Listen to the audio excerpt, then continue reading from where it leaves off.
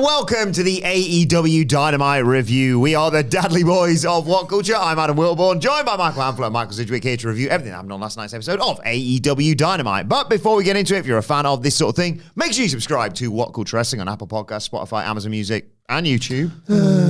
Where we do daily wrestling podcasts where we not only review AEW Dynamite, but also AEW Collision, Raw, SmackDown, the show formerly known as NXT 2.0. Pay-per-views, premium live events, we have interviews, roundtable discussions, and a roundup of the week complete with a very good quiz, of course, on Wrestle Culture. As I said, though, joined by Hamflett and Sidgwick to review Dynamite last night and Beach Break, of course. Beach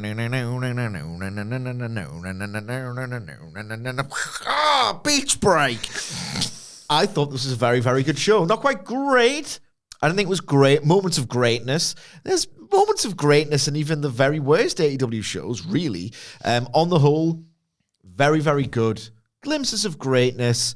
Very encouraging signs of the next weeks and months ahead. Big developments, yeah. Big developments. And the form continues as the broad general point of it, I guess. Had a good time, and I feel like more good times are to come.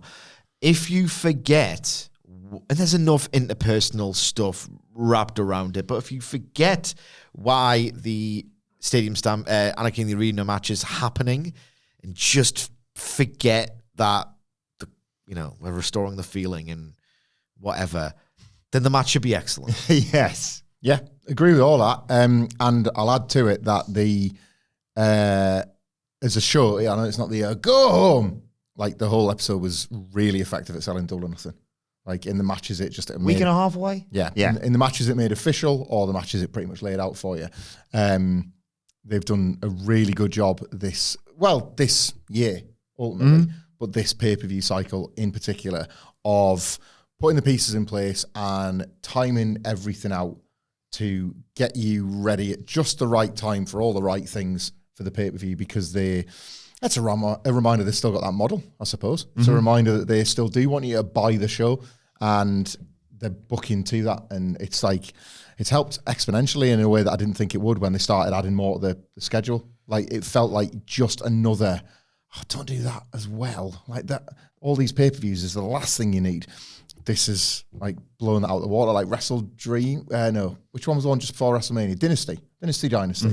Like, that feels ages ago, and I'm sort of desperate for Double or Nothing to get in now, because they've done such an effective job of setting up most of the pairings.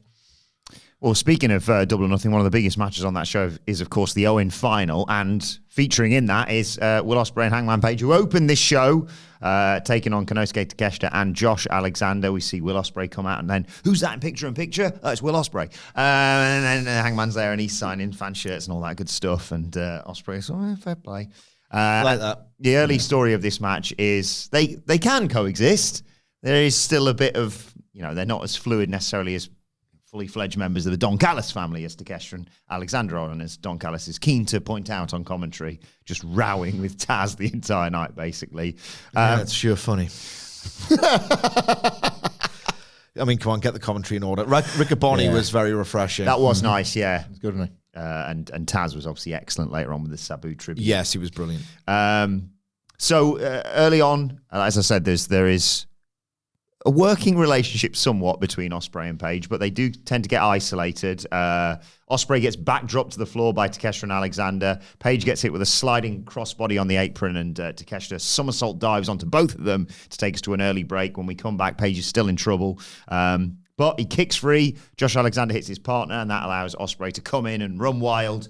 There's a double handspring Pele kick and a standing Skye twister press on Alexander for 2. Page takes out Takeshita with a big boot. There's a little stare down between Page and Ospreay, and they both hit stereo moonsaults off the top to the outside. Ospreay just pats Hangman Page on his head. Ospreay tries for a Stormbreaker, but Alexander fights out of it and counters a handspring into a spinning torture rack slam for 2. Ospreay also gets nailed by a right hand by Takeshita and a blue thunderbomb. Page tries to make the save, but Alexander nails him with a big release overhead German. There's a haluva kick to Ospreay, and Alexander and Takeshita hit a stereo ripcord pump knee lariat, but Ospreay kicks out at the last second. They try for the Doomsday knee, but Ospreay It's a Poison Rana and 2 Oz cutters, but Alexander just gets his shoulder up. Ospreay wants the hidden blade. Page gets a blind tag. Alexander ducks the buckshot. Page just puts the brakes on before he hits Ospreay, who, again, tries for a hidden blade and almost hits his partner this time. Oh, my God. Oh, the timing on that was electrifying. I was going to say inches, more like probably centimeters. Yeah. But yeah, pulls up at the last second, and they both hit a buckshot blade or a hidden buckshot. Whichever you like. Yeah, dealer's choice to get the 1, 2, 3. There's a face-off after the match that allows Takeshita and Alexander to attack. Ospreay hits a hidden blade on Alexander, a suplex on Takeshita, and then, get off me!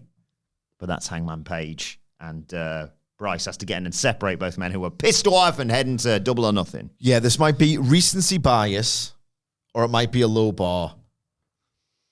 And there was probably some stuff when the trope originated in, 97-ish? Can they coexist? Oh, yeah. Aye. Sean and Austin feel like an early one. An early one, yeah. This could potentially be, surely in terms of action, other than, Page and Omega played with it as well a lot. But certainly in the last however many years, this is the best Can They Coexist match that I've seen on, multiple levels. Obviously, the action was incredible. I will say, I did expect them to go in the last 5 minutes into, sort of a higher gear. It's so, you feel so spoiled when you say, this match was evidently really goddamn good. The execution on a lot of it, the way it was paced, the drama. Verged on sublime. I just thought there was an extra gear that they probably could have went to, but didn't. But maybe that was in service of the story. You're seeing stuff like they're doing some kind of doomsday device attempt. Ospreay thwarts it with a standing reverse poison Rana, and then he ducks, and then he hits an Oz cut. It's insane sequences and everything you would come to expect from a high-end Ospreay performance. There was just a gear missing in terms of action, but I didn't care because you got a fraction of a glimpse into what the action is going to look like at Double or Nothing, and it was positively electrifying. That stopping short on that hidden blade spot was unbelievable. Hangman's face in reaction to it. This is going to be, and I know the word has been bastardized, kind of cinematic in terms of the scope. This was so wonderfully done, this interplay. And I love the idea of both wrestlers in this specific storyline ahead of this specific match, why they were failing to coexist, right? Because usually it's just this terrible device where they're trying to make it look like, you're going to get a brawl between these two wrestlers. And I'm thinking, I'll do that when they wrestle a match, which is already announced. Can they coexist for me? And for most fans, it's why it's in the lexicon. It's this horrendous thing. That's why it exists. But if you apply some critical thought, there's actually a really good reason to do why they've done it. When they are, respectively, Ospreay and Hangman are in the ring, taking too much of it. Clearly, it's time to do the tag, but no, as you mentioned, they get isolated. It's because they want to be the man. That's the whole premise of this match, this tournament final. They want to be the one, because it's looking a bit more likely now. They want to be the one to dethrone Jon Moxley and carry the company on their back. And I know I don't like the restore the feeling stuff, but if you can say it quietly enough, I'll have it. They want to be a good representative for the company. They want to put it on their back. Ospreay said this numerous times. It's the world champion's job as well. It's a world champion's job as well. Yeah, that's the one time you can do it. It's been bastardized as well, but he wants to put the company on his back. Hangman Page, meanwhile, has been designated as the main character. It was such a great choice, in fact, to do Can They Coexist? Because when they were in there doing too much, trying to carry the other opponent, it's because they want to do it all. They want to be the one who does the media. They want to be the one who's the proud representative of the company. They want to be considered the very best in the world, and you kind of need the belt in the eyes of the characters in order to accomplish this. So every choice informed the characters, the story, the heat part of the match, which of course drives the comeback. I thought this was excellently laid out, excellently conceptualized, had a great time with the action, and the last 2 minutes of they are going to have a scrap was magnificent. We've mentioned the timing of that spot. It was one of the best near teasers of the year. Like, in terms of just the actual physical timing on Will Ospreay was, again, even by his standards, just utterly sublime.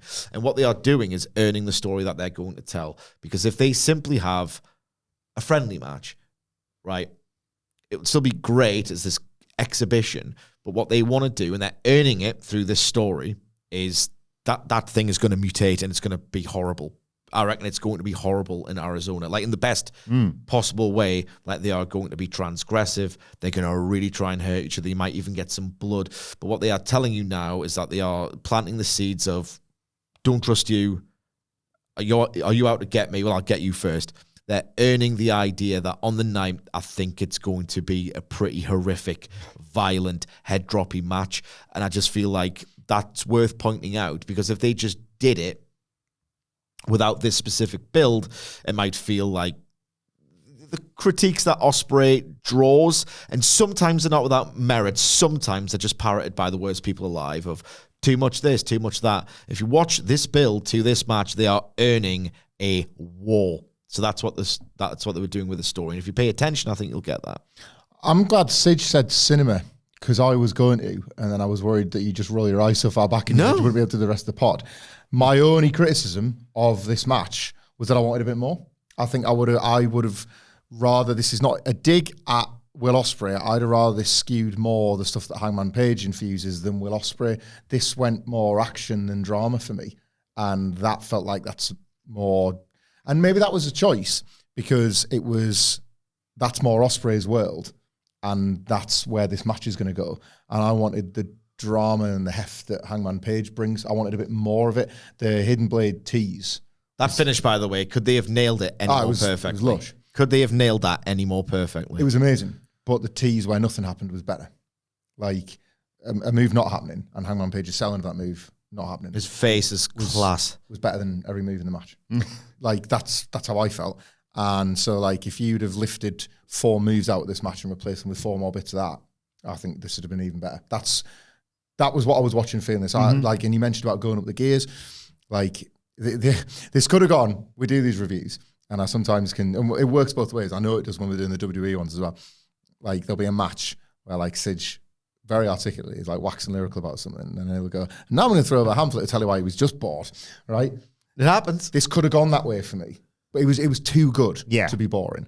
But only because I am that invested in the Ospreay Hangman story that I would have welcomed the melodrama. Yeah. Hangman Page is very good at it, and in AEW, it kind of it's never not there around the Hangman Page character. So yeah, I would have welcomed more melodrama, because for me, the Hidden Blade was an example of that, and it was the peak of the match. Nothing they could have done to each other was as good as that. Yeah, my slight concern going into this was like, and this is no fault of AEW's obviously, but it's like we've had 3 consecutive days of can they coexist matches, but I really enjoyed the way it all played out, like you say, with this. Yeah, it's just better though, isn't it? The same. Different, better. Same but different, horses for courses, isn't it? I guess what we're asking is, like, can these different matches coexist? And Wilbourn is just saying, yeah. Yeah. All good stuff. Not without unfavourable comparisons. Which, of course, comparisons are the thief of joy. You're the thief of joy. I come back as you are. So, no, you are. But what am I? We follow this with a video package for Mox versus Joe in the Steel Cage, which is going to main event the show. Excalibur. We go back to... No, we don't. We're actually hyping the main event. It's like one of the worst times to do like a production error. It's like, we've got this enormous thing. Skye's fallen. Huge world title match. The end of Jon Moxley's reign of terror might be in sight. Joe's never really forgot about losing that title, and he's a legend in pro wrestling. Oh, God, yeah, we'll just build a main event, I guess. Get it right. Get it right. Moxley and Joe, is this anything? Get that right. Maybe start the show with it, if anything. Yeah. But after the video package, we go to Alicia 2 in the back with Top Flight and Layla Gray. Top Flight. They are... I still think there's a bit of promise, and just to skip ahead and step on your dick. bit of fire in the promo for once. Had to be. Had to be. Like when we talked about them following up, it had to be. But it's a bit different from how do you get Top Flight in a backstage promo confused with the video package for your big main event? Like, get that right. It's just brutally undermined what you were broadcasting later in the show. We've got a huge match coming up tonight, and Mox and Joe are in the main event as well. But yes, as you mentioned, Dante fires up and says if MJF wants to stick his nose in their business, they'll bite it off. Darius says it only takes 3 seconds to change everyone's minds and walk out new champions. Dustin Rhodes and Sammy Guevara walk in. Says he believes in them, does Dustin. Go out there, prove them wrong, they'll be watching. Yeah, not a great night for the tag team division. This was a bold attempt to illustrate depth, or pretend there's depth. And there's some talent there. I'm not saying there isn't. But when you are building this idea that you have a tag team division with depth, with A, an interrupted backstage promo, and B, subsequently, a promo train, it's got to be another way. There's got to be another way to reimagine the presentation of American professional wrestling on cable TV. We were on about this morning over the desks about because this has been a problem on SmackDown, and then the TLC match buys them time effectively. Yeah. That's effectively how they built the last 6 months, and it doesn't look like a healthy, thriving division. We're here as well. It's you have to feature them in order to push them and create that. But when you do better stories, when you do that, it exposes that you're not really trying. Yeah. And that's both. Well, all three, because Raw and SmackDown are different but the same. All three shows are guilty of the exact same problem with different color ropes. Yes, indeed. But of tag wrestling booking at the moment, it's piss poor. And then it was time for Ricochet versus Zach Gowen. Ricochet strutting down to the ring with Gowen's prosthetic leg. Love how Gowen couldn't just get another one. Yeah, I thought that's funny wrestling logic. Yes, he has to come down on crutches. He hugs his kids that are ringside, and he tries to, take Ricochet on his ground game effectively early. And Ricochet doesn't want any part of that. I will mention, I've realized as I was making my notes here, I've forgotten to mention the exact moment that Ricochet tried for a figure four. Incredible. Unbelievable bit of banter there. Yeah, brilliant. Absolutely incredible. Stands back and he scratches his head. Oh. Where's the... He's something's wrong. Never thought of that. Until all right. Just unbelievable. Great. Unbelievable. I reckon he's probably just had that idea and then can we build a matching angle around just that spot? Yeah, work backwards from there. Unbelievable. Registering of it was top draw as well. Yeah. He's so in it. He's so in himself, Ricochet. Yeah. I now look back and think you were never even in yourself that much when you were in NXT, and you were good there. But he's really hit his stride in wonderful AEW, to see. He's great. When they feel like they're not trying, yeah, it's not like it is for a wrestler. No. Right? And across the ring, people often ask us, I'm going to show a non-wrestling fan a wrestling match. What do I show him? Do I show him Hulk Rock or Stone Cold Brett or whatever? We discovered, show him the Zach Gowen match from SmackDown featuring the Big Show and Stephanie McMahon with WhatCulture's own Ewan Patterson. He's in wrestling now. Yeah. Well, this guy's got one leg. Yeah, but he's never going to, against that guy and Steph, and a dad's there. Well, he's not going to win this match. Wait a second, who's that? It's Brock Lesnar and Kurt Angle. What? What's going on? Well, his Big Show just pulled his leg from out of the ring. Mind games. He's into it now. He's a wrestling fan. Great to see Zach Gowen in the ring, genuinely. And they put him over really well on commentary as well. I'm gonna buy his T-shirt after this. Gowen hit a slingshot crossbody and landed on his foot to Ricochet outside the ring. And shines up Ricochet's head, hits a palm strike, but Ricochet slams him into the barricade, takes him to a break. When we come back, Yambag Yahtzee, as Taz calls it, as Ricochet crotches himself on the ropes. But Ricochet catches Gowen, jumping off the second rope, hits him with some chops, blows a kiss to Gowen's family, dick. It's a springboard 450 splash for 2, a shooting star press, but again, Gowen kicks out, vertigo, and Ricochet's all right, okay, I've got this. Gowen kicks out again. What do you mean? Ricochet says, basically. Right, I'll kill him with some scissors instead. I was howling with laughter watching that.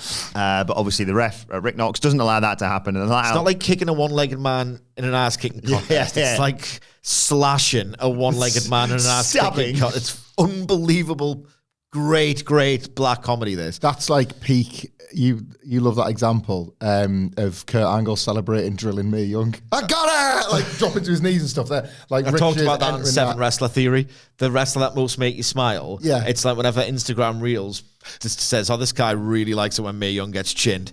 Because you know, the algorithm really knows that I like watching Mae Young get chinned. When Mae Young, an octogenarian who takes bumps. Like it's like Zach Gowen tier of like unconscionable cruelty, but I'm gonna laugh at it because it's hilarious. And like Angle, strap. It's like just won at WrestleMania. I mean, I'll be funny. Like I could probably chin Mae Young. And Kurt Angle won the Olympic gold medal with a broken freaking neck.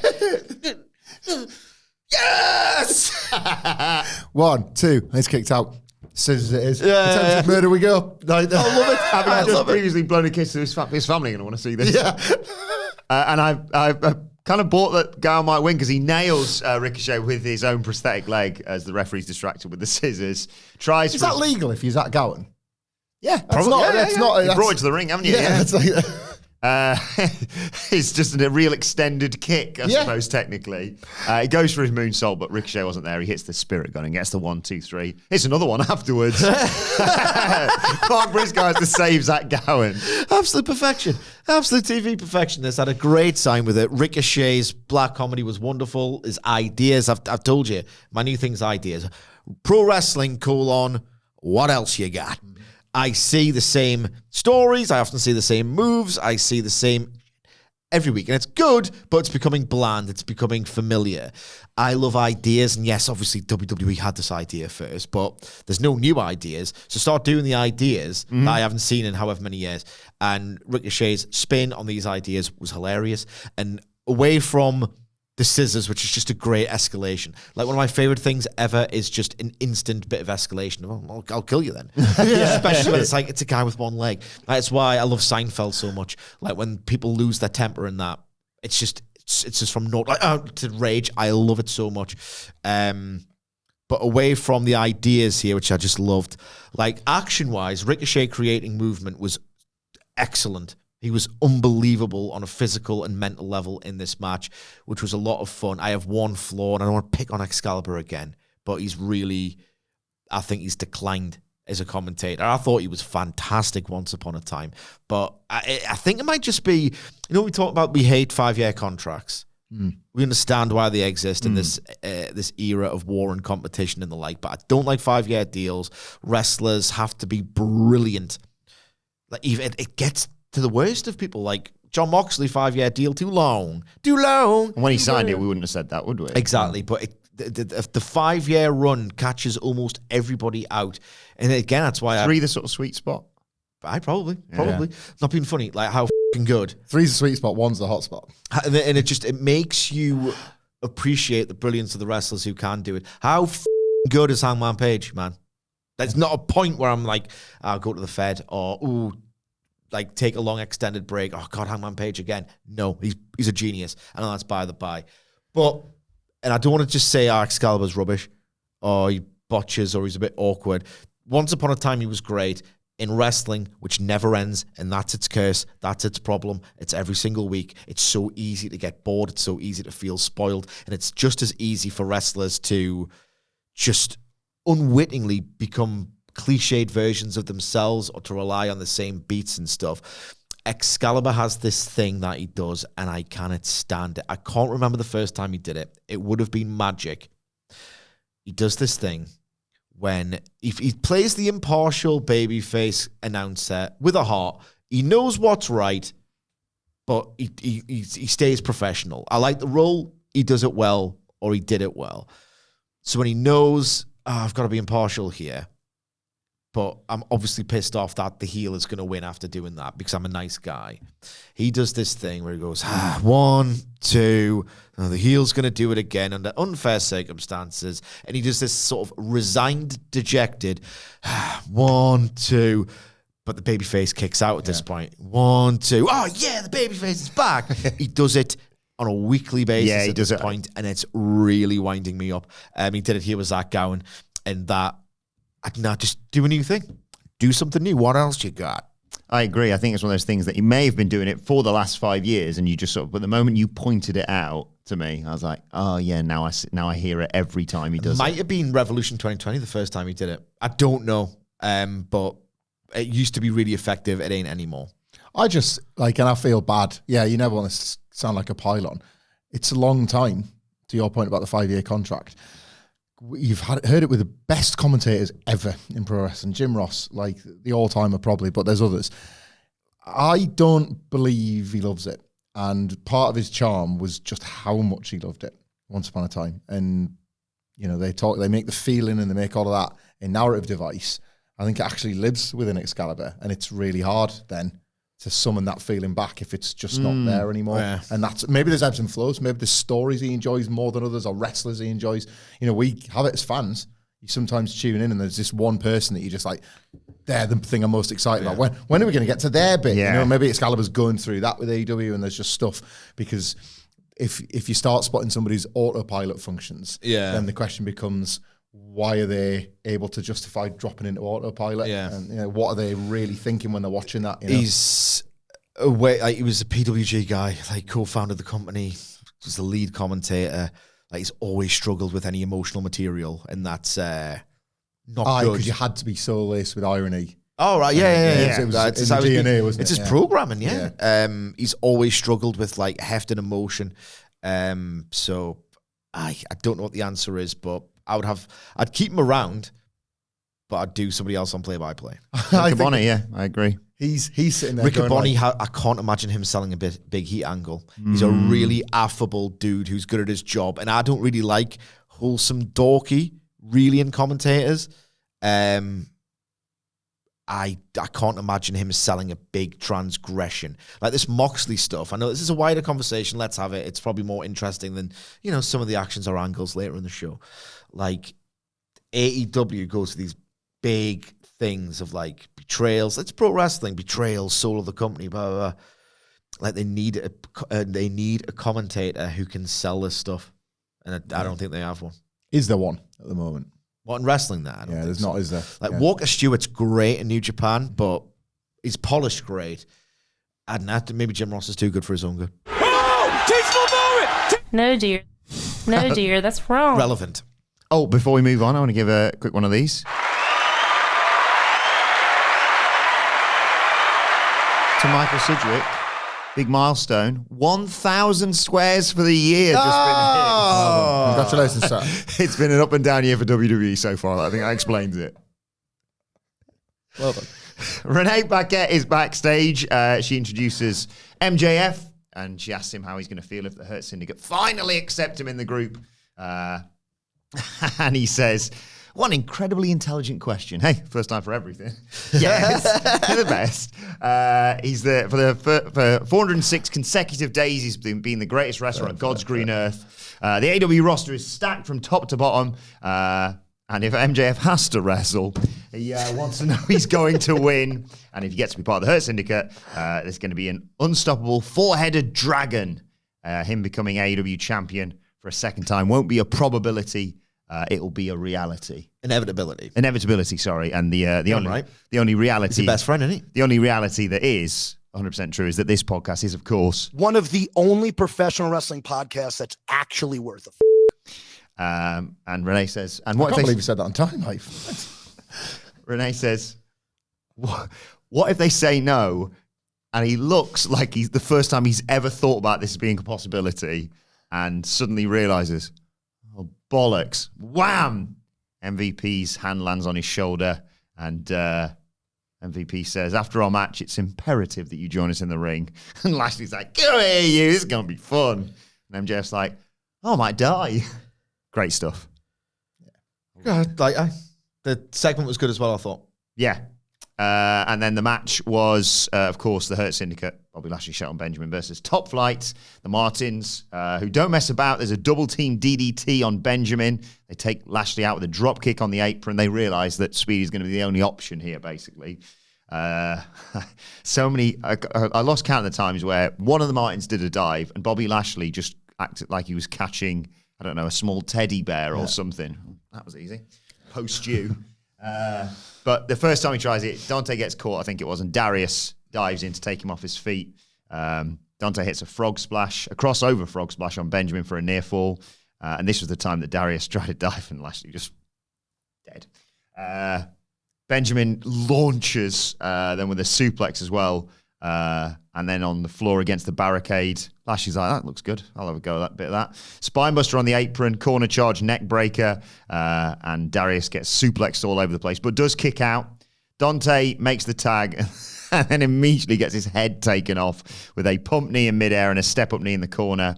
Lashley takes out Dante with a spear, puts on the hurt lock. Benjamin takes out Darius with a super kick, and Dante passes out. Do the match, and then we'll do all the post-match stuff. I thought this, by design, it was obviously not going for back and forth, super dramatic match of the year honors or anything like that. I thought this was a great bit of TV wrestling, this. If you watch every single phase of it, at no point, and this did such a great job of illustrating after they got geekified last week, Top Flight are cleverer than you think, smarter than you think, and no matter how clever they were. Had a game plan, yeah. Had a game plan, but no matter how clever and crafty they were, this match did a great job of illustrating Hurt Syndicate as unstoppable monsters. That's going to be such drama when they start to really sell for someone. This is a great long-term project because at no point could they individually do anything to the individual members of the Hurt Syndicate. Some really creative, clever, strategic double team moves, and that's all they managed to do to land a glove on the Hurt Syndicate was when they worked together in harmony. And then when they were isolated, it was all right, you're dead. Yeah. You are dead. I thought this was a lovely bit of TV wrestling, and I think I've been maybe a little bit harsh on some of the Hurt Syndicate's recent fare. Some of it hasn't been great, but when they get this act right, it's so thoughtful, and it's got such a great sort of long-term view on they're eventually going to get more back and forth matches. Yeah, I don't think you've been too harsh. I think you're right. I think they were giving up too much stuff. And this was the right sort of Outrunners rubbish. This is where we need to be. This wasn't quite as good as the tag team title win against Private Party, which on its own terms for its own ambitions was one of the best matches of the year. But this was a very good version of that sort of thing. I completely agree with Sidgwick. I felt it during the match, and it sort of hit me, and I'm guilty of it, and I think everybody is. With the Hurt Syndicate, we're all smarter than we used to be. We're smart marks, whatever we are, we're all smarter than we used to be in knowing what an act is. I remember day one when we were like talking, right, well, Road Warriors, Powers of Pain, Demolition. Pick your like squash merchant team and they are going to be them. And that's really cool. But you use these examples forgetting that when those examples were established as the standards, the landscape of TV wrestling was completely different. So the Road Warriors could go out there and pulverize some local fat lads as a shoot, basically, and do it every week for ages. And that was just the expectation. Like, you cannot do that anymore. You can do. Wish you could. You can do Braun Strowman. That'd be great. Miss those days. You can do Braun Strowman in 2016 for about 4 weeks, knocking out Ellsworth alikes, and then already you've kind of got to move him into like a title picture or whatever it is. Like TV wrestling's broken and all that. It's like this is one of those ways in which it is broken. It is broken. Thank you. Like, and you have to like have a pay-per-view match to build to. You have to have these tag teams where it can't always be like the tag teams have every right backstage to be like, well, we need something. You're killing us out there, but we're getting pushed next week, or we need to move into whatever. It's so much harder. We see the origin of this team, and then we see the examples that they were based on, and we immediately want to get to the end where it's like, they're established as the killers, and like we'll all tweet the same stuff about like, set them away as killers, and this is what you do, and then it's like, it's just not as easy as it used to be to do that. There's going to be, like, every week, if you could, you would have a match like this. But that requires not just the thought and the sort of ingenuity that was put into the agenting of this match. It requires that every week against a team that are willing to kind of die for their cause, completely die for the cause. And not every team is going to have the chemistry. Not every team is going to be able to inspire that creativity. It is so much harder. It's why I always put over when a champion just goes on TV and has an entertaining win over it's not even a title match. It's just, they're the best. They're the best in this division and they've just beaten somebody else. It's not easy to do in modern TV wrestling. So I was really impressed by this in a way that I think it made me reflect too. It's like the Hurt Syndicate on pay-per-view might have to be a bit more back and forth, even though it doesn't always feel like the right time or place for it. Yeah. So post-match, Bob refuses to release the submission. And Dustin Rhodes and Sammy Guevara come out, as they said they were watching in the back. And Rhodes says, you don't look like a badass, you look like an asshole. Why don't you pick on someone your own size? And MVP says, look, the respect I have for Rhodes, for Dusty, I won't have my guys beat you up and leave you in a pool of blood. MVP's like, what do you want? And all right, NXT. I see it written down like that. Your brains are polluted. Yeah. Words as people often tweet us, like they see sentences now and they're like, well, I can't read that in a normal way anymore. Dustin Rhodes says it's obvious what they want, and then they are interrupted by the crew. Here they come. Leo Rush in action, Andretti. Andretti kept calling Rhodes Gramps. Good. He's such a little twat, isn't he? He's great. Shut the up. Shut the up. They've got some with this Andretti. I would have him talk every week now. Yeah. He's such a little douchebag. I'm a low-key crew guy.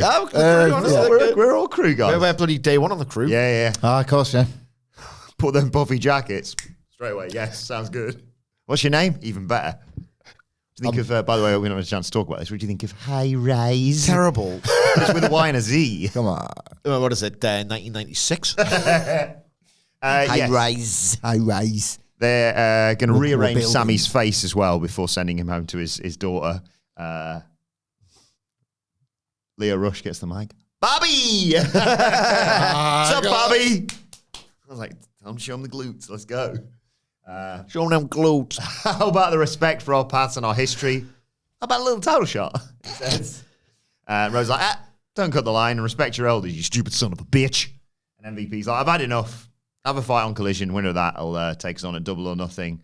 And then MVP becomes the announcers, I think, by going, we'll be right back after these messages. I fundamentally hate promo trains. There's got to be a different way of doing things. I like the performances. I was amused by it. Look, this tag team division, like, oh, God. Not that good.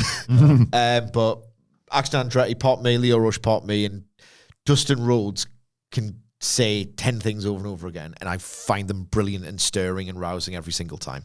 I hate the format in it. I was cringing and popping at the exact same time. I was cringing.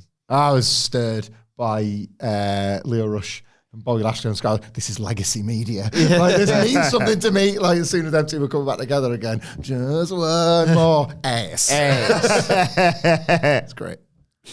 A good example, I think, hopefully, whoever wins this match, there are two different ways for the Hurt Syndicate to destroy these teams on pay-per-view, and that's my point. Like, be creative in how that, or if it's a three-way, however it works out, be creative and really think about how this destruction looks, because it does stand to help the Hurt Syndicate, and it's in the same way this helped Top Flight. They lost nothing in this loss. I've not seen any spoilers, but I hope it's Dustin and Sammy, because he could do more with them too. Yes. I think, like, with Sammy can create the movement, he can duck, dodge, evade.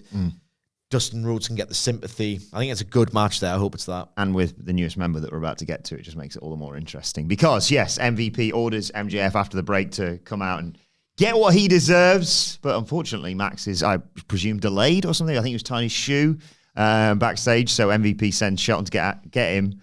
And Benjamin runs through, and Tony Khan rats him out. The little snitch is like, right here. And MJF's like, hey, I'm just busy with something. Anyway, and Benjamin's like, come on, out you go. MVP tells him he's wasting everyone's time. This is your moment of reckoning. You asked for this. I hope you're ready. And they have a final discussion. And it's like, you know, we already kind of know 2/3 of this. Obviously, MVP, thumbs up. Shelton Benjamin, thumbs up. Bobby Lashley, His face is amazing. The most teased thumbs up, thumbs down ever in wrestling. And everyone was so on board. Like, oh, God, it's going down. Wait a second, that's going back up. And he's like, we're playing with everyone, like you say. And he's got Max right next to him. And Shelton Benjamin is just, if that thumb goes down, I'm taking his head off. But the thumb goes up. Hey, congratulations. MJF is in. He celebrates, as commentary says, possibly more than when he won the world title. And he's like, he hugs, he leaps into the arms of Bobby Lashley, which is an amazing visual. Can I just say, I called that on the Did preview. you? It's Fair the play. ultimate funny thing. Like, hey, get off me. And then he immediately he's on the turnbuckle. We hurt people, yeah, we're all part of the same gang, right? And MVP MJF hugs them all, and MVP says next week the official signing of MJF into the Hurt Syndicate. What could possibly go wrong? I liked how there was and then. Mm-hmm. Like there's so little and then. Have you ever seen that Instagram reel of like Trey Parker talking about how he storyboards South Park, and it's like we learned, and he said like other writers probably got this well before us, but this happens, and not and then this happens, therefore this happens. Yeah. This didn't happen, so this or whatever. It's always like outcome. This happened, so they're going to do this, but then this happened. Like MJF wants to lawyer up, so this is going to happen. You know, like John Cena and Cody Rhodes in the apparent cinema company just talked at each other for 4 weeks. Maybe there should be a different storytelling company. That's all I'm saying. On some level, you could have thought. You made me laugh there. 4 weeks. I was bored after 1 week. I was. But there's one wrestling company that knows how to tell stories. That's all I'm saying. It's the World Wrestling Federation. No, it's not. Oh, sorry, that's I thought that's where you were going. It's all elite wrestling. It's all elite wrestling. It's like an and then, because I thought you were going to say one thing. Yeah. Oh, story. I liked it, because initially you could have thought, I was expecting an angle, but I guess he has to be, in at some point. Ooh, but this has happened, so something else is going to have to happen. Bloodline coded. Yeah, but then WWE forgot how to do that, didn't they, pal?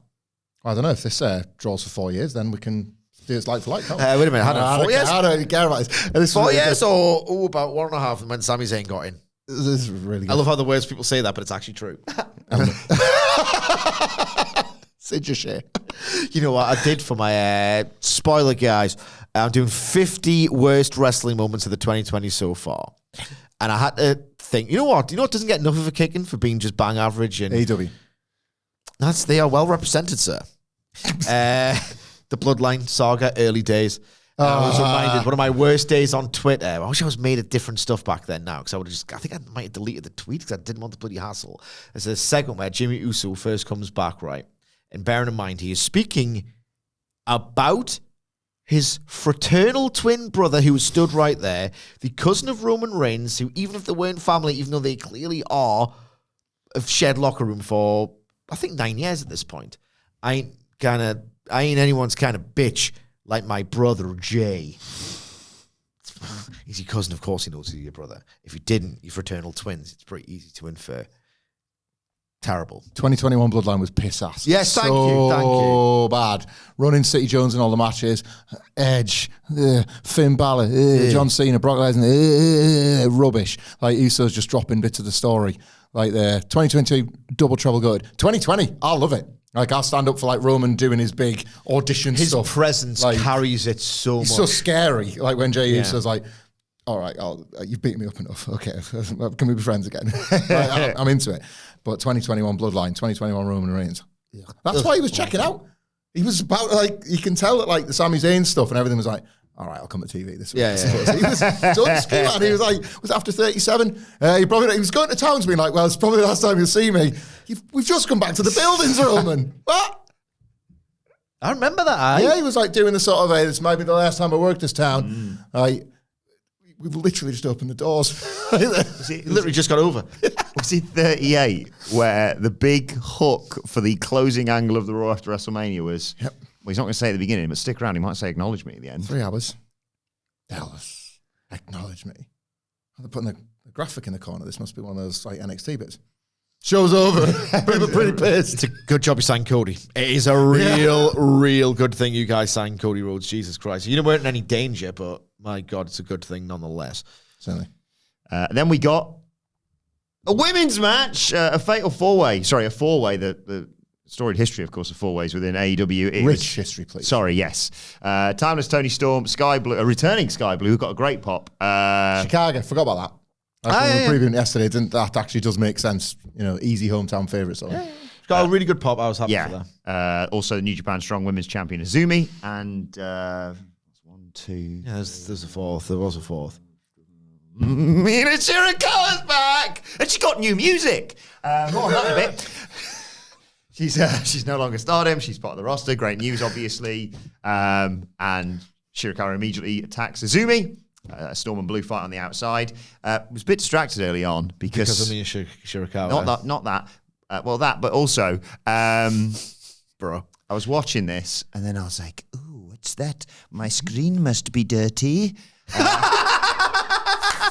For there is a spider crawling down it. What could this possibly be teasing? It's Thekla. Okay, there we go. Who I don't know, by the way, and I'm not going to sit here and pretend. So I would never, and none of us. I'm a big fan of none Thekla. of us would do Talked this. about it on the news, weren't we? Yeah, on this podcast, none of us would ever claim to know loads. We aggregated the news on Thekla, so I'm an expert. Yeah. Would claim I to did my know. research on Thekla. I'm a professional. Yeah. I've not seen a Thekla match yet, and I would never come on a podcast and just pretend like I knew the back catalogue of a wrestler. I think that's cheap, isn't it? Yeah. But this spider stuff is making me kind of want to have a look. I think it's Oh, hang on. It's time to play the game! Time to play the game! Ha ha ha ha! So you know why there's a spider? Thekla. Yeah. Spidery. Well.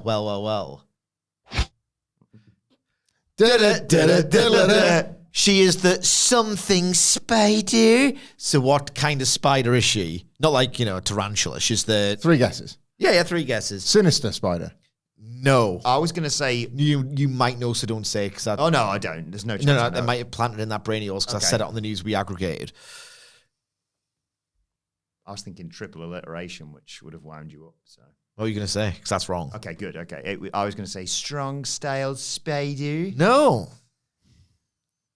The venomous spider. As opposed to a safe one. You're so goddamn close. I don't know. I can't remember. The poisonous spider. You're so goddamn close. I'm going to give you a bonus answer. The deadly spider. No. There we go.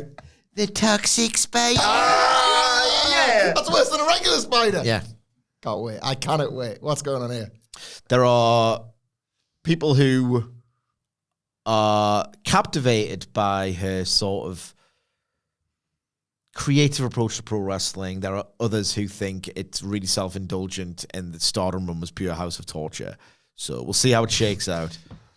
Good luck, everybody. It's basically, she could be the women's division's answer to Malachi Black. I was just thinking it. Who's asking that question? Not me. God, it would be so good if there was another Malachi Black in AEW. Spider? You have stumbled into my web somewhat.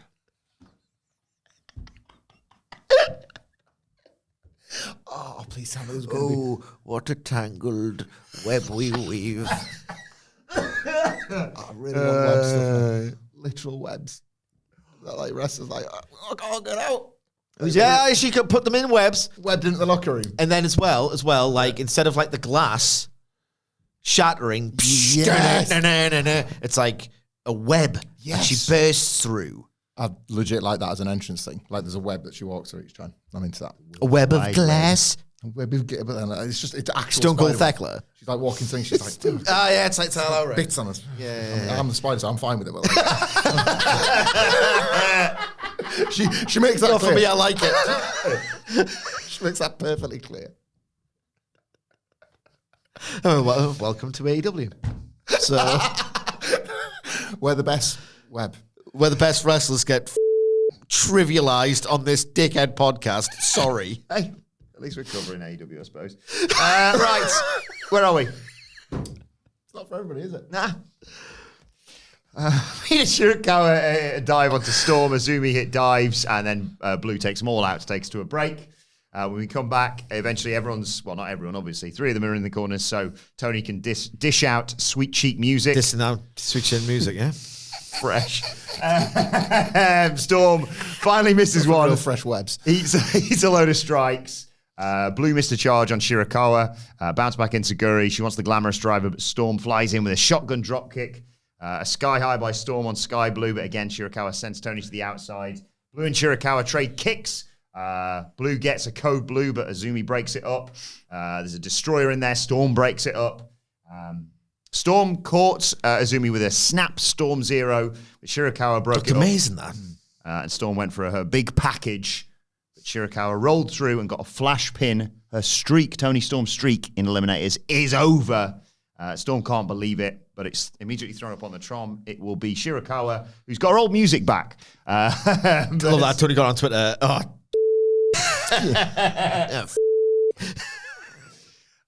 Double or nothing, that match is set for. And Mariah May likes both of them, doesn't she?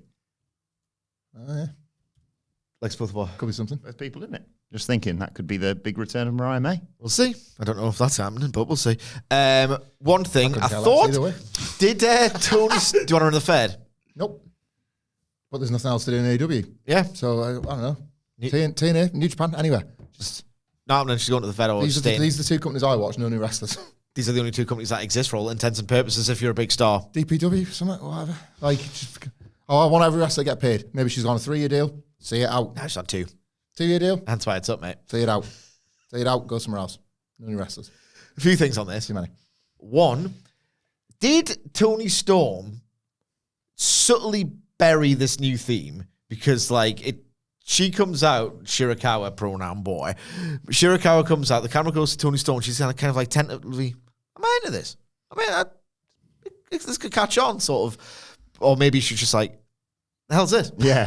I instantly thought, actually quite like the arrangement, but give her the theme. What are you doing?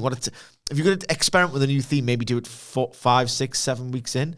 She'd rehearsed stuff though as well, which is a bit weird, isn't it? She came maybe out, she liked it. Yeah, that's it. She was start. singing along to it and had done a new dance routine in line with it and stuff. And there's an element of I put 6 weeks of work into that, and then some people on Twitter bullied you, and I've lost it already. Yeah, that's weird. Maybe she can have a couple of themes. Who knows? I like that it happened, by the way. And an entrance and an exit theme. Well, what if it ends up that way? What if this becomes a bit and all? This was so she dusted off an old classic yesterday. Don't do what WWE does. WWE would never do this ever. People have been screaming. Death Rebel, please! People have been screaming at this for years. Eat your Death Rebel. Yeah. He literally did it over the course of one match. Yeah. This is a good. We're AEW. We do this over there. They're never going to do that. Yeah. And I'm getting in front of this because other podcasts are about to feast on this one. I can sense it. I can sense they'll be we're trying to work out on the news what the angle is, that this is bad. Weak management, kowtowing to Twitter idiot. Too online. Some arsehole is going to make a culture war. No, that's why I'm saying, do this sort of stuff. Yeah. It's weird. I can't think of a time where something like this has happened before. So, I like that this happened. They can't say from one side of the mouse, Death Rebel's rubbish and needs replacing, and then you get a rubbish theme replaced or an unpopular theme replaced and complain about it unless you're a complete grifting dickhead. Anyway, let's talk about the women's wrestling match. Let's talk about the women's wrestling match because they deserve it more than the grifters. My words. I thought this match was very good to very good. Uneven. Some of it looked awesome. Some of it looked okay. On the whole, I was glued to the TV, didn't have the temptation to go on the phone, which is always a consideration, Adam Copeland. I will say one thing that's not ideal. I love Mina Shirakawa, and I think her best matches are very good. She has this thing, right?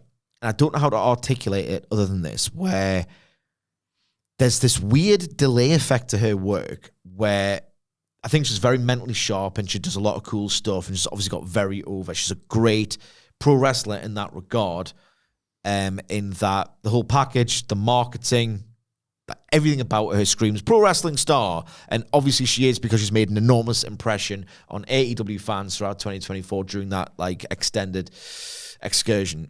And I think physically some of her stuff looks good. I can see it coming from a half second away. It's I can see her say, I'm doing this, and then half a second after I expect it to happen, it happens. Am I making any sense when I say that? Yeah. I don't think she necessarily telegraphs it to the point where I'm completely distracted or removed from the action. It's just, she's physically one step, half step behind her mind. And I don't know, it's just... Makes it look rehearsed. It's a little bit of rehearsal to that, to her work. And it just takes me out of it. I can't experience that heady thrill of being in the moment of the throes of great action with her some of the time. And maybe she's just, new environment, returning to it. Once she gets in the rhythm, it'll all be great again, What was a bit unfortunate here is that they are building the Women's World title match at Double or Nothing, Toni Storm, Mina Shirakawa.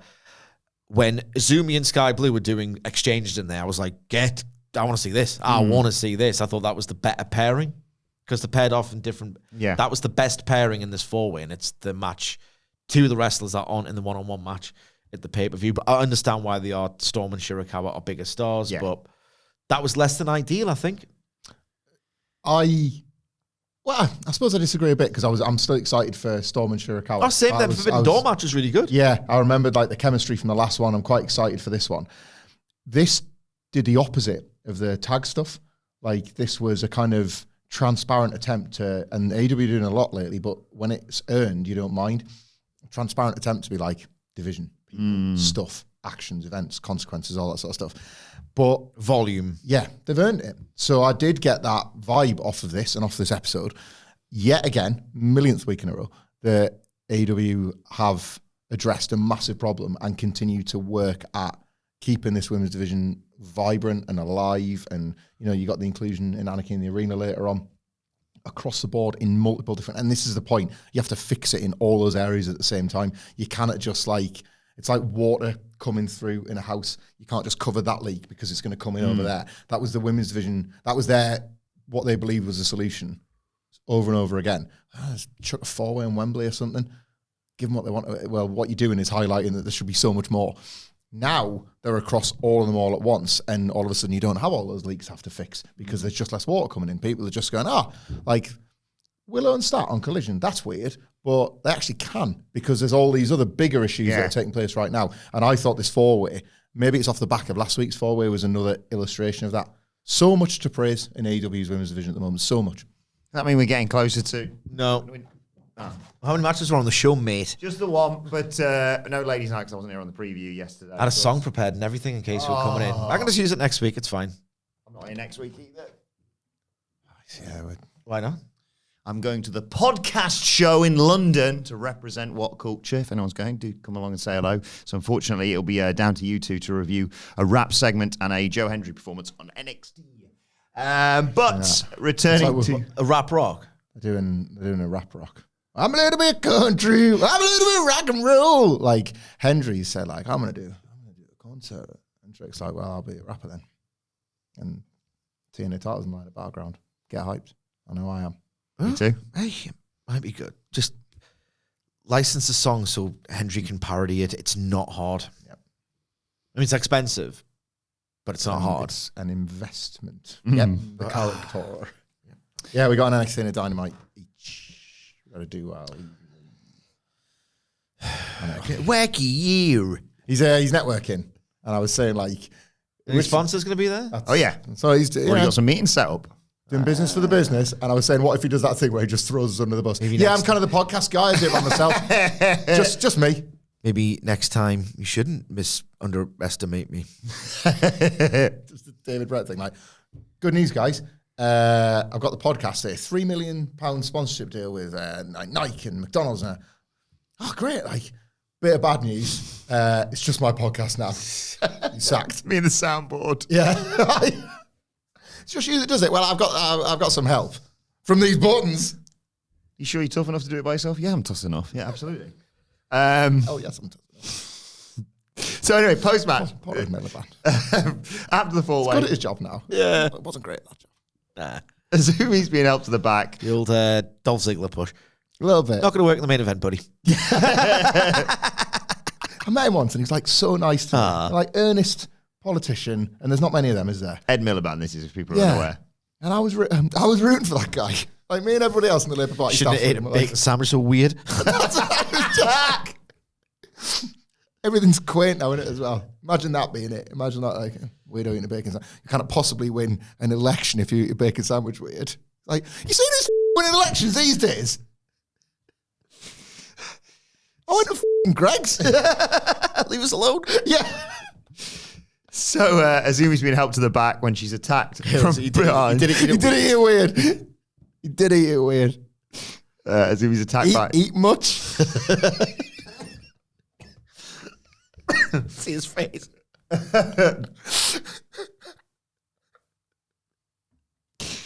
Couldn't possibly run a country. Imagine all the different motions it takes to eat a sandwich ever. Yeah. Every human being. And you got like photographers going, 100 frames a minute. That one, too normal. Bit weird. Publish. Yeah. That's how that works. Such a Dana Brooke one. Let's go. Chucks in a backflip muscle post. Like Nikki Lyons. Almost too much. Yeah. She was quite reserved on NXT. No, She's in a backstage segment with The Undertaker and Bubba Ray Dudley. Want to steal focus from the dead man like Last Legend did. Skirt. Out of the way, you. He looked like an LFG trainee. Last Legend's in the house. Off the Undertaker. Out of the way, you. Out of the way, you. I saw some. We haven't followed LFG since the pilot. I saw somebody on Twitter noted as well that like one of those LFG finalists was like an Olympic gold medalist. Was he? She could eat those two fake tough guys for lunch. Like they're like Mr. Domino's player and bully rage. She's like an Olympic gold medal wrestler or something. You take him down like that. Like, Wish it did. Maybe if you respect us enough, you're going to get a chance in this business. I'll kill you. Old I will kill you. Wish it did. Beat them up, I mean. Handshake's a little stiff. Wrestler's court. Call for you. You got a water slide in your backyard. I know I can got a guy who can hook you up. I want a crate of beers and to go on your water slide. You're gonna see some real now. Bradshaw, get my armbands. Rubber ducky. If you don't know what the hell we're talking about, on YouTube, type in Undertaker water slide. He basically, to pay for the water slide, says I'll do out me. I'll do out me. Make a video of make a video of you installing the water slide in my house, please. And that's probably what the arrangement is. And like, so his kids go on the water slide and like, why don't you go up, you limey asshole? And so I've got my clothes on, actually. Yeah. And then the Undertaker's going up the slide, right? And he's such an asshole. He's such a legend in his own mind. So you're going to see something now. You're going to see another person go on a water slide. What are you going to do? A flip? It's like, why is the idea of you going down a water slide like the main event? Like, I'm going to see something now. And it's like, it was the main event, to be fair. And then I'm going on last. So you can see something. I'm just going to see a big past old wrestler going down a water slide. How's that something, Mark? But then pulls it off at the end, doesn't he? Watch to find out. Yeah, watch to find out. Azumi's being helped out, and she's jumped from behind by Mercedes. Money.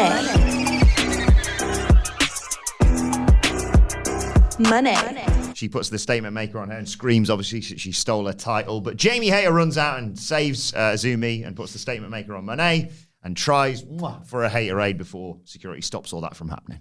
Hey, a little bit of a hint that maybe what if Azumi interferes with Double or Nothing and it's actually Hayter versus Tony, you know? Oh, yeah. Don't hate that at all. Give us wrinkles away from Hayter and Monet's chemistry is unreal in these segments as well, isn't it? They're going to kick each other's asses. Kick each other's ass. Two matches, both in finals. It's like, you two all right? One of them should open. The agenda is going to continue. One of those matches should open the show. I don't think either needs it, but it would be nice.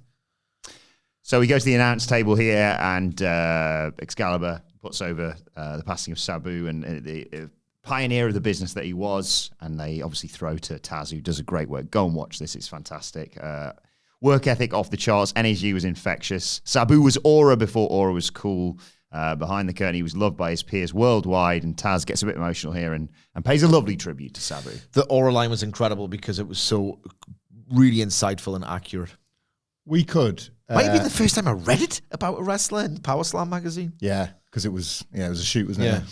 We could and have ripped the piss out of the way in which Sabu was brought in as like Adam Cole's friend, because it was preposterous, right? Mm-hmm. But earnestly here, it occurred to me that at no other time of the slim opportunities I would have had realistically, probably his 2006 WWE run was the best chance over here. He was great as well. Yeah, he was, of seeing Sabu live.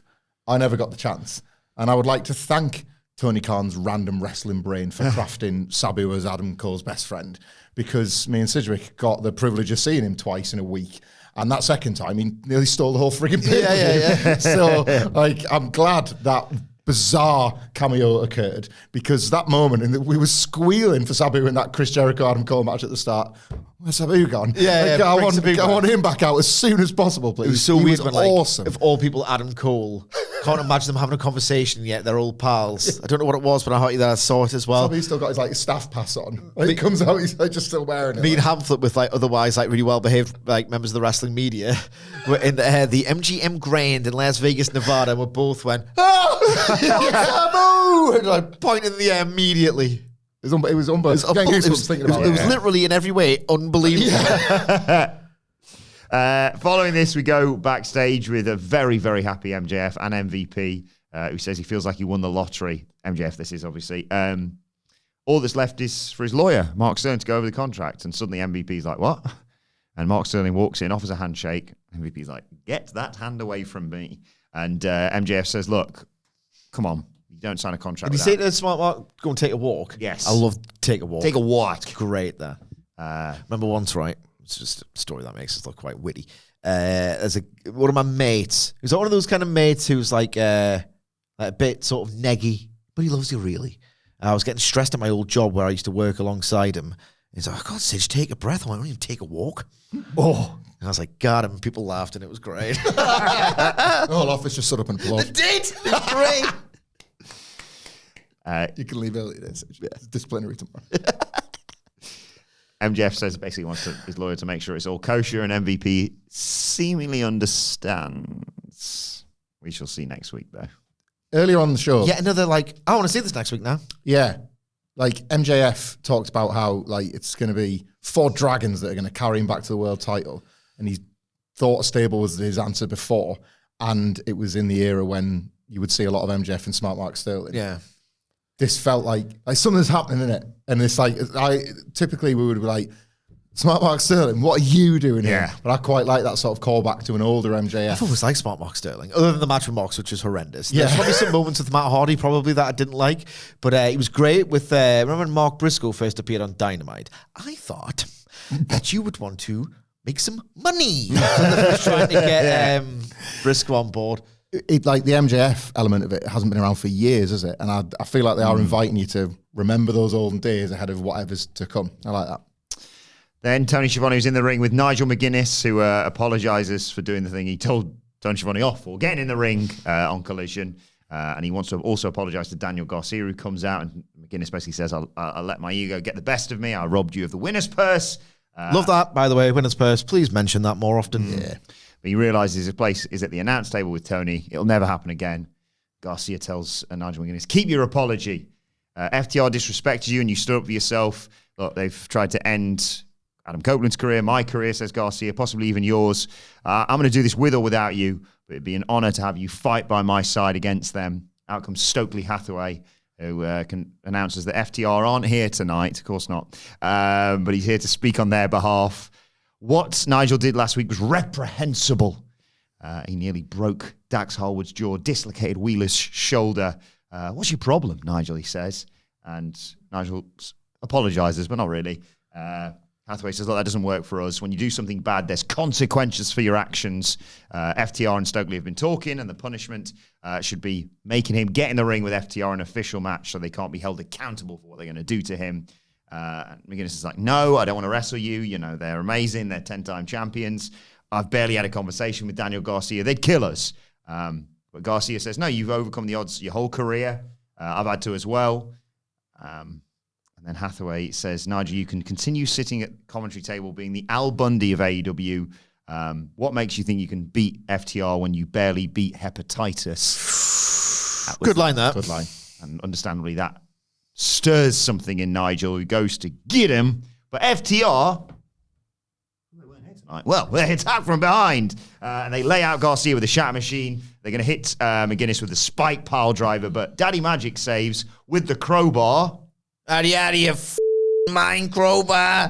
NXT, wherever you get your podcasts from. And FTR. And wrestling. Yeah. Who's going to be breaking ass in this one? I don't know. Good week for crowbars. Yeah. And yeah, FTR bail and Ripple fans sign. I continue to really like this. Garcia, I understand, can sometimes come off as someone who isn't amazingly comfortable with a microphone in his hand. This verged on that rousing, Rocky-style promo, which I don't think suits him at all. But I watched the main event of Collision last week, and it was amazing. It was amazing. Like, Daniel Garcia currently has a lot of credit in Banks Sidgwick. I know that sounds like I'm trivializing. It's very good. It's all good stuff. Have you seen it yet? No. It's mint. It is such a great bit of pro wrestling TV and a match as well. Fantastic. I feel like if you watched that, you'd be more inclined to like this, because when we talked over the desks this morning... Yeah, I found Daniel Garcia a little bit off-putting here, but I liked this more than I didn't because of the bigger picture. This, to me, is like Gunter Pat McAfee with better workers on the babyface side. FTR are going to win. Nigel McGuinness is going to suffer. But the honour between the good guys is ultimately there to put over the bad guys. And I don't think this FTR turn is perfect, but...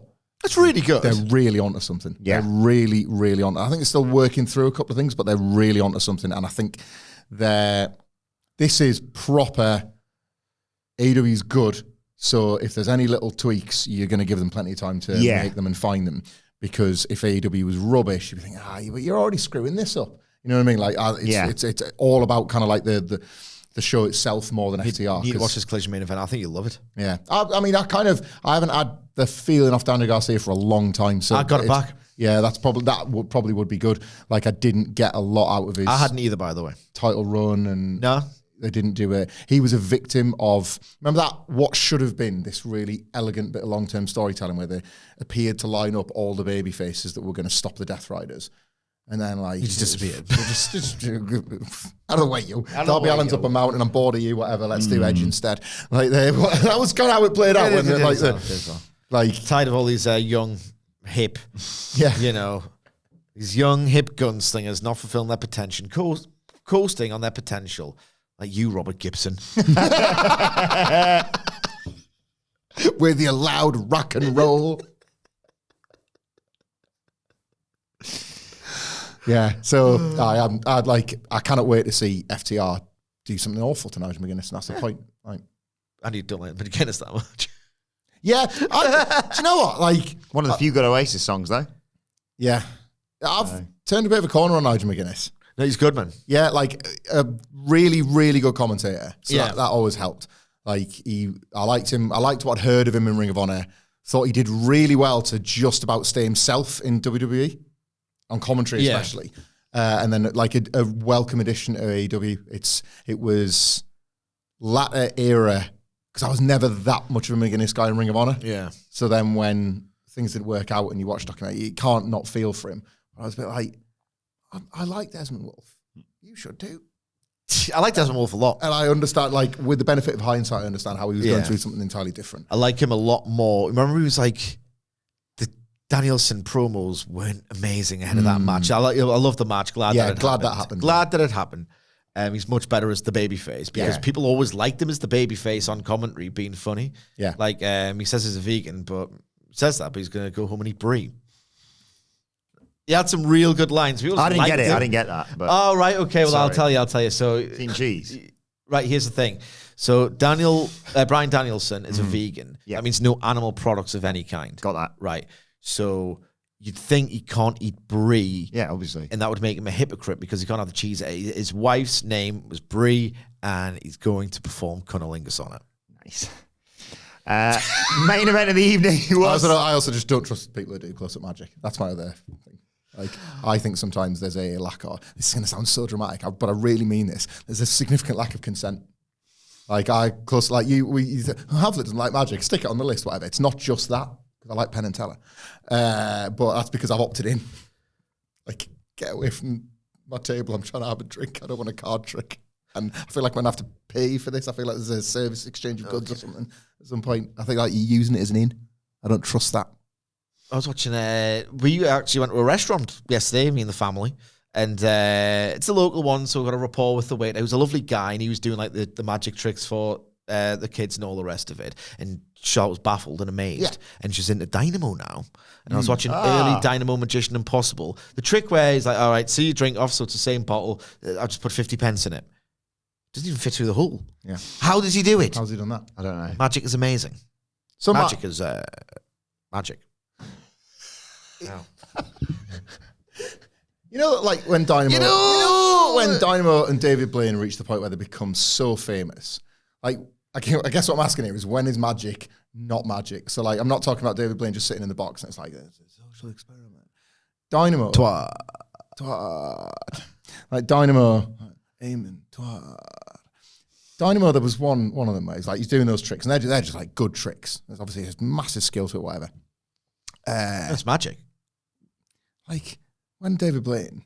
You can't even put the 50 pence through the hole. You see, it's like TV editing. Watch, I'm levitating. It's like, it's a bit NXT because it's like, you're not. Otherwise, like, we need to call NASA, the police. And like, Dynamo was like, anyway, I'm just off for a walk across Thames. And it's like, I never liked that bit. No, I like, when is magic too magic? Because I want to be wowed by the 50p in the bottle because the 50p doesn't fit in the bottle. But there is an extension of that. Without a hole. It's like, anyway, I'll see in a minute. Like, I left my car on that side at Thames. Well, the bridge is all the way over there. Not for me. And I had to walk on. I walk on. And it was like, right, stop everything. Yeah. Everything we knew about physics is wrong. Yeah. Like, you're the new king. Like, we kind of have to listen to you. You're the boss because... see this. Taser. They used to build it and build it and build it and build it and build it and build it. I'm like, like the bit where the woman has a tan line and you move it up her arm. That's more impressive to me. Yeah, I other than agree. this incredibly staged big spectacle for morons. Like And the David end. Blaine, like, watch, I'm levitating. He's doing like one thing with his foot, and then they edit in where they've just lifted him in photo. Yeah. Cheated that one a bit. It's I always did like the thing though when he like went and did his weird sort of stunts rather than magic tricks. So like, Not for him, he likes it. I'm gonna go and sit in some ice or whatever, and then I'm gonna go and sit in a box and like starve myself, which is incredibly impressive. Except you made one fatal error, and that's you did it in England where people were like, you can't get a helicopter to fly a burger next to that. Be funny, wouldn't it? You did it in the Pata country. Such legs at it. The standing on the pole one was proper like wrestler having to go at the IWC. Like, then Mike's want to know all the secrets of the business. Like, he was supposed to stand on a pole. Was this Blaine or Dynamo? Yeah, David Blaine. Thingy square in the Yeah, he was on that big pole, and it was like for 2 days or something. And like, human endurance, whatever. The trick was going to be, because he like jumps in a box at the end, and everybody's like, I guess I'll go home. Thanks, guys. What the was that? Like, he learned how to like stop his pulse. So the idea was he was going to jump off and temporarily fake his own death. And I don't know when the reveal would have played out. Like, maybe he's in the ambulance on the way. The magician David Blaine appears to have died live on television today. Isn't this awesome? And then like, wait a minute, we're getting reports from the hospital. That's what the media would think. Yeah. This is the best thing that could have happened, actually. We're getting he's woken up in the ambulance, and then obviously that's amazing. That whole deal is amazing. And then like the IWC, he's going to fake his own death actually. And then somebody obviously gets a message to David Blaine. They're onto it, David. I got to just jump on some boxes. Swatch. Takes a bump. He just doesn't make Foley. That was the trick. It's Jeff Hardy. Gonna make it to the top of my big pole. And it was made out of foil. We've got to talk about this main event. It was the steel cage match between Mox and Samoa Joe for the AEW World title. Joe wasting no time being locked in there with Mox. Headbutts, charging boots, chucking him against the cage, all that good stuff. But Mox fights back after he gets some space and goes to the leg, chop blocks it, zones in on it. It's a big boot and takes control as we go to a break. When we come back, he's pissing blood everywhere. What was it Taz said? Looks like he's taking a bazooka to the face or something. He's just Mox is covered in blood. What's the film? Bazooka. It's not a film, is it? It's the South Park. Bazooka. It's the South Part of Britney Spears where there's just no head and an eyeball. Like, that'd be a bazooka. Just an eyeball. It still wins with a bully choke. There is now Claudio and Wheeler Yuta joining Shafir. He's still got shoulders. I win. 1, 2, 3. Samoa Joe's got to the eye. It no sells it. Yuta, Claudio, Shafir, Willow, Powerhouse Hobbs, they're all ringside. Moxley goes for the eyes, bites him a bit as well. Tries climbing the cage, but Joe cuts him off. Atomic and Manhattan drops. Big senton for 2. Joe puts him in a crossface, and again, the blood's just going everywhere, but Moxley gets to the ropes. So Joe tries for a muscle buster, but Mox again bites at his face. Multiple lariats. There's a big boot, but Moxley fires back with a cutter for 2. Tries a cross arm breaker, bulldog choke, but Twice the arm drops for Joe, but not the third time. He powers up. So Got me with that a bit. Mox drops him with the paradigm shift. Joe kicks out. Mox is furious. Tries for another, but Joe spins out into the coquina clutch. Claudio panics, tries climbing the cage. Nightingale stops him. He just falls onto both Willow and I think Marina Shafir, who's trying to stop Willow. Yuta gets put through a table by Hobbs. And whilst all this is going on, who should appear? Someone in a hoodie who slides Mox the briefcase. He nails Joe with it. 1, 2, 3. Mox retains the AEW World title. It's revealed to be Gabe Kidd, who's affected all this. Should we pause there? I'm trying to break this up because there's a lot of stuff happened. A lot to get through. This is going to sound very shallow and reductive. I was pretty bored until the blood started to flow. Yep. It was the match I thought it was going to be. And I was having a conversation with Ibu on Twitter this morning. Friend of the channel. Good guy. He says he doesn't like the glossy look of Dynamite on certain occasions, and I'm inclined to agree. I love the vibrancy of early days Dynamite. You know, I've go on about it a lot. Like, everything was super lit, you know, just because it was that WWE's rubbish, do the opposite, where it was like the most dull, deep primary colours on Raw. You could barely even see the fans. Remember those days? The red and blue. Yeah. It looked awful, just aesthetically disgusting. And then Dynamite's like, well, we've got loads of people as well, and they're actually having fun. Let's show them. When they are doing the kind of match Joe versus Mox aspired to be, and again, I don't think it got there until the blood started to flow, and I kind of got really into it, but late in the game, there's something about the commentary, how irreverent it can be, how much of a lark it can be, and the bright lights and all the rest of it. It just puts a ceiling on this kind of real graps content. Do you know what I mean? It just feels a little bit, I don't know, hard to take seriously, which is, it takes itself a little bit seriously, but I'd noticed think there's a bit of a muddled message. I don't think you can do the Death Riders at all. I don't think you can do the Death Riders in that presentation in this promotion. People said that about Bloodsport at the Palms when they WWE'd it up a little bit. It's like they see things don't work. Yeah. Should be in a little hole somewhere. Should be in a little, yeah. So I think there's a bit of a tonal mismatch between match characters, overall presentation.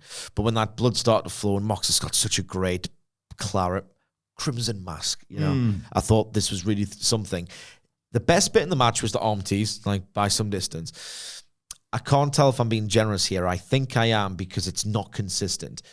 Mox is very much he likes MMA. I don't know if you can tell. Bit of a secret part of his life. He really likes mixed martial arts and trying to be as hard as a mixed martial artist, right? Mox martial arts. Indeed. Death Jitsu is the branding, or it was the branding, you know? So when he does the choke, it's UFC style, out, call it. You'll cling on for a dramatic effect. But the idea is, the referee is he's a heel or he's a badass. He can hold on for longer than is necessary. But the ref senses the danger, right, and is like, immediately stop that. You could die. You could legitimately die. Yeah, you go limp. Yeah. Doing the arm thing in Mox's matches, I would say 9 times out of 10. I might have missed an example, but I can't remember it. When I'm watching it, I think Mox does the choke and that's it, pretty much. They can linger in the hold, but they don't do the arm thing in the Mox match. When they did the arm thing in this Mox match, I'm thinking, well, he's out, it's Mox, and he's been out. Usually when the Bulldog's been applied for this long, it's over. So the arm thing got me. And I don't know if it got me because it betrayed Mox's character work and they cheated almost, or if it was just really well done. Maybe a bit of column A, column B. But the match, I'll talk about the Gabe Kidd stuff because you've talked about it. Like, if you listen closely, Gabe Kidd talked a bit like Christian Bale's Batman. Yeah. Bit off-putting, really. I don't know why he did that. We've rewound it 10 times and I don't know what he said. Something about, I did this for you, I think. Yeah, Gabe Kidd's a good promo, really good promo on his best day, so let's not do that voice again. You had a tune hoodie on. That's how I knew he was going to be a heel. Well, was he doing it because people thought, it's just Pac? Well, he's been sent by Pac. Yeah. Like, do this and wear me jumper. But I thought it was some kind of like, that must be Pac because he supports Newcastle, even though he's never really visually endorsed them on air. Maybe Gabe Kidd just supports the best football team in the world. That's just how I knew he was going to be a bad guy on the show. Yeah. It's a visual tell. Yeah, he was a heel, so you knew that already. Yeah. I couldn't be sure. It was a masked man, but I was like, oh, baddie. He's from Blythe, except he's from Macclesfield or something. Yeah, East Midlands somewhere. Somewhere like that. Yeah. No, that's Pac Man. I need you to do 2 things: smash Samoa Joe in the face with a kiss, and wear my jumper. Where my jump? I thought Smash. Nottingham. Nottingham. I thought Smash was crap. It was ace. It was ace. Drab crap. I think Jon Moxley stinks. Like, this was like, he kicked his ass. Like, the heel started cheating when, like, one tiny thing went wrong in an otherwise perfectly executed plan by the cowardly heel who needs a stable. Make your mind up. He's going to be on an hour with these swears. Sorry. He dominated. He kicked Joe's ass. For 80% of the match, he dominated in a really drab way. And the blood is like there. Joe's just as good. Work me, John. Stop it.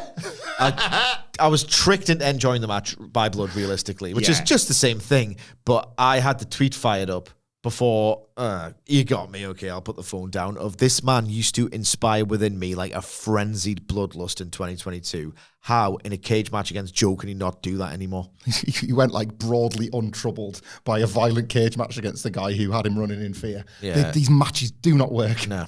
Like, what was the last one that truly worked? Cassidy was good at Full Gear. That was real good stuff. Yeah. Real good stuff, that. But post-match, yes, Kid is revealed, takes the hood off, and Hobbs stalks him down whilst Gabe's sort of backing away but still offering him out. Claudio smacks Hobbs in the back with a chair but doesn't have any effect, so Kid hoys him in the cock. That does. They send him into the steps. Nightingale, Willow this is, who's just signed a new contract. Great news. Great news. Feature her more. She gets sent into the barricade by Marina Shafir. Young Bucks come out and they walk down to the ring and they try to shake hands with the Death Riders. But Kenny Omega's music hits. He runs down. V-trigger for Wheeler Yuta. Sends Claudio into the barricade.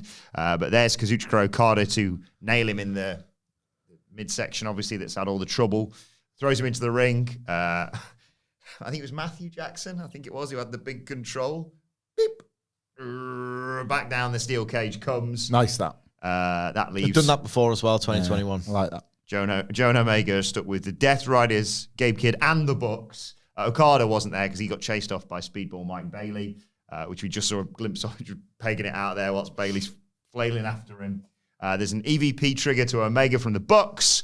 Mox hits a paradigm shift. They choke out Omega. They put the boots to Joe. And then whose house hits? Swerve's house. I thought I wasn't going to do it. I was going to say, I was like, I'll see. Let's not trivialize Swerve Strickland. He's awesome. You just sound like you're from Middlesbrough. Swerve comes out with Prince Nana. No messing about. Load cage, no problem. Climbs it, dives onto all of them. Matthew this time is like, remember when Rey Mysterio did that? This Tony Khan's watching old SmackDown. Yes. The new faces of SmackDown. It was Edge, Rey Mysterio, and John Cena were going to change the world. And then John Cena nearly got fired because he sucked, and the Edge push failed. But Rey's here. He jumped up like that. That's what he's watching. Loves it. This time Matthew is panicking and get the bloody cage up now. Bucks run away. Death Riders follow. There was I forgot to mention in here. This is the bit where he gets hit with a Canadian destroyer. Just immediately fires up, kicks him in the head. And they all bail until Swerve grabs a mic and says, last time he was in this city, in this ring, he got his head beat in and dropped on a cinder block. You think he wouldn't want to step into it again, but here he is. You think he fears anything? No. He's realized he is the fear. He's the most dangerous man in AEW. And when the gentleman and lady here, we want to cause a little bit of anarchy. And he lays down the challenge for Double or Nothing, Phoenix, Arizona. Anarchy in the arena, Sidge. Great promo from him. He's not always amazing at it. He was locked in, to use words of younger people. If you forget the reason why this is happening, Jon Moxley thinks the company sucks. Well, it's actually good, and you're the one who sucks. Take that. Take that. Take that now. And then the Young Bucks want to change the world with their... And they're not going to do that because they did it last year and they won and they didn't get more power because all this is a nonsense. If you forget everything, and it's quite easy because there are personal issues wrapped around it, like I said, this match should be great. And I will say one thing as well. Kenny Omega did precisely one thing really in this show and it was still amazing. Takes that paradigm shift and he just dies. So Moxley just has to push him away because... Well, why do I have to fall over all the time? I thought you were on about the V-trigger because that kicked ass. No, the V-trigger that was kicked ass as well, he did. Yeah. This was the total opposite of the match. Like this one, and this is why I give the match a pass, because it was like, I've got a lot of belief that we're going to get to the Fireworks Factory here, and the Fireworks Factory was awesome. My only worry is it's going to go too long. Maybe. Anarchy in the arena. They all want a bit of it. There's like various things you've got to address, perhaps, but like the Willow Nightingale signed that contract and immediately getting a pay-per-view main event. The inclusion of them two in it, great. Like, I mean, they're going to have to work for 40 minutes. You know what? Oh, no, they're not. No, they're not. Willow Nightingale is going to get the one who gets written off and gets the Eddie Kingston spot because they cannot have her and Marina. I wouldn't have any pairing. I have to do it for half an hour, but it's not as if, like, you know, Mox and Willow could do some stuff. Willow should be the one who gets written out because Marina can't be working that for 30 minutes. Massive comeback at the end to even the numbers or something like that. Yep. And the layout of the teams is strong as well. Swerve Strickland here was unbelievable. I'm with Sidge, like there's occasionally sometimes where the promo doesn't quite go where you want it to, or it's a cadence or a delivery thing, whatever it is. When I would say 99% of the time, when he is entrusted with being the top guy, he nails it. Like we've said this probably from before he won the belt. But like he wasn't somebody that got made. He was a made guy just waiting to be given the spot that he was due. And it's just brilliant. He is like, it was so great they positioned him as a difference maker here and everything like that. Kenny Omega, fairly selfless in the beat, and he was willing to take, and how quickly he was sort of diffused by Okada as well. There was a lot of that. I absolutely loved this closing sequence. This is excitement in the building. This is AEW. All of this should look. This is AEW. This is the bombast you expect from this promotion that can do it better than anyone else. Really, really excited for next weekend, of course, and the Go Home show, which we'll be talking about next week, and Collision, which has loads of stuff going on it as well, which we'll, be able to review finally. You won't be able to review Double or Nothing if you're away on that Tuesday because it's on... No. I'm back for post Double or Nothing. But it's a bank holiday. Right. Yeah, it's the bank holiday. Probably the review will be a day late. Now we'll not be able to fit in because there'll be Saturday night's main event. Shut up, man. Shut your mouth. Yeah, Raw and NXT Battleground review and NXT preview as well. Shut up, man. I'll kill you both. Be tight Tuesday. That's what everyone's saying. That's what everyone's calling it. It's calling it tight Tuesday, isn't it? Shut up, man. Anyway, let us know your thoughts on AEW Dynamite in the comment section below or on X at WhatCultureWWE. Double E or nothing. Actually, there you can follow Those are your choices. all four of us. You can follow Michael Hamflett at Michael Hamflett. Follow Michael Sidgwick at you can follow our brilliant producer Adam Nicholas at it's Adam Nicholas is in the other room. You can follow me at Adam Wilbourn. Follow us all at WhatCultureWWE and make sure you subscribe to WhatCulture Wrestling wherever you get your podcasts from for daily wrestling podcasts. But for now, this has been the Dynamite Review. My thanks to Hamflett Sidgwick. Thank you for joining us, and we will see you soon.